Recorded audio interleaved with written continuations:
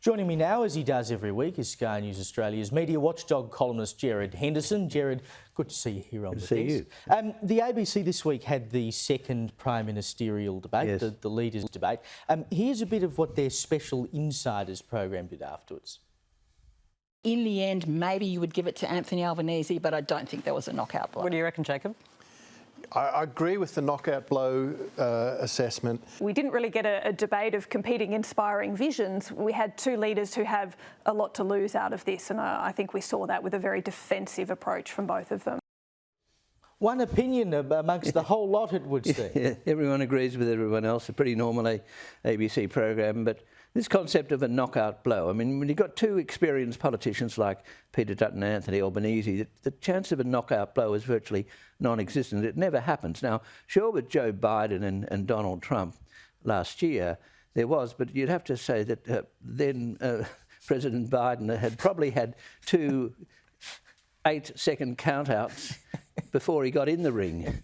So he was pretty well knocked out before he arrived. But the idea that you have knockout blows, I've never seen one in watching Australian political debates for many, many years. I've never seen a knockout blow. I've seen some people do better than others, but and very often the person you think often did better doesn't come up in the vote either. So the concept of a knockout blow is really just a cliche, and everyone essentially agreed with everyone else. I found it a bit dull actually, because there wasn't a live audience. There was only one presenter, David Spears, and it was pretty dull because there wasn't much movement around the place. But apart from that, both people did competently. You can pick up an error on either side, balances out.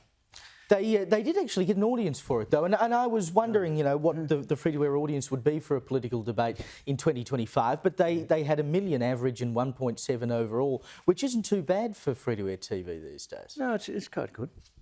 But I don't think it changes many. I mean, as you know, what matters is what people say that gets clipped and gets put in the news of a night.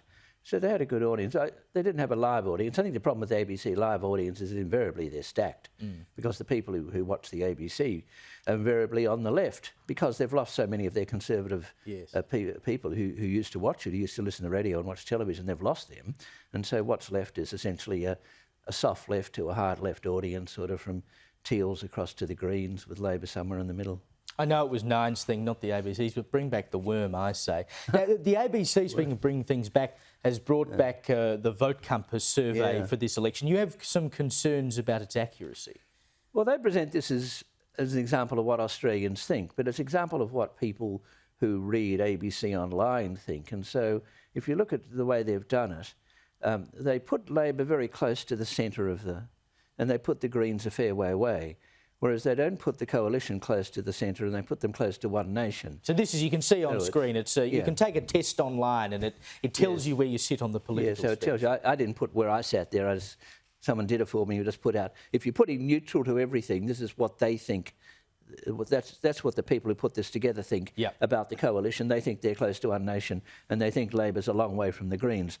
Well, some Labor people are a long way to the Greens. The Labor right is, but the Labor socialist left is not a long way from the Greens at all. No, and I suppose if you're using this system and you're using it to see where you sit on the spectrum, I wonder what else they're doing with the data they're collecting here as well, because they're asking serious questions about how people feel about politics. Well, what happens on the back end with all of that sort of thing? I don't know. As a commercial operation, no one seems to say.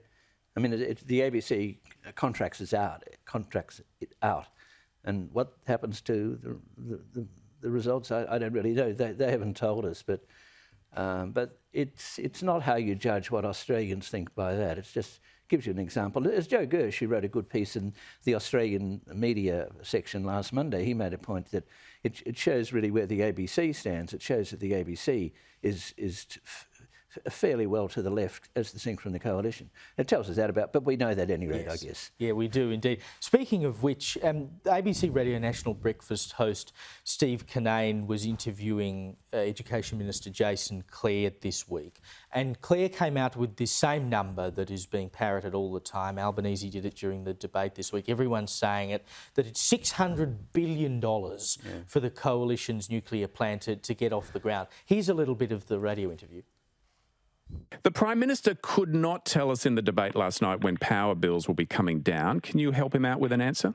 Well, What I'll tell you is that energy bills will be lower under Labor than they will be under Peter Dutton and the Liberals. And the simple reason for that is building $600 billion worth of nuclear reactors costs.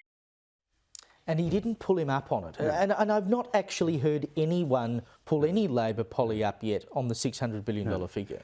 Well, I don't blame Jason Clare for saying that, or the Prime Minister. I mean, they're scoring points in a political campaign, but someone should pick them up. I mean, this is put out by the Smart Energy Council, which is a climate activist organisation. It's had association with Simon Holmes Court, which was pointed out well on The Australian a couple of days ago by Sarah Eisen. And it's put out by them, and it's very clearly in operation. Now, what they do is they run it from, the estimate of theirs is from 116 billion to 600 billion. So Labor's taken the top, and I can understand why they've done that. But someone who's a clever journalist like Steve Kinane should say, well, I mean, this is a climate activist who's put out this figure. You've taken the top figure. The modelled figure from the coalition is substantially half of that, or a bit less. They should be challenged. But what's happening is that, if you look at politicians on the left, on the ABC, rarely get challenged. But it's a pretty important thing to challenge those kind of assessments, because how do we know where the figure's coming from? You think it's an authentic figure, but it's not an authentic figure. It's the figure of an activist group. Exactly, and of course the game is, if you say the figure enough times, people will start to believe it. Things that aren't facts start to become facts because you've heard it so many times that you think it's the truth. Gerard Henderson, thank you so much for joining me tonight.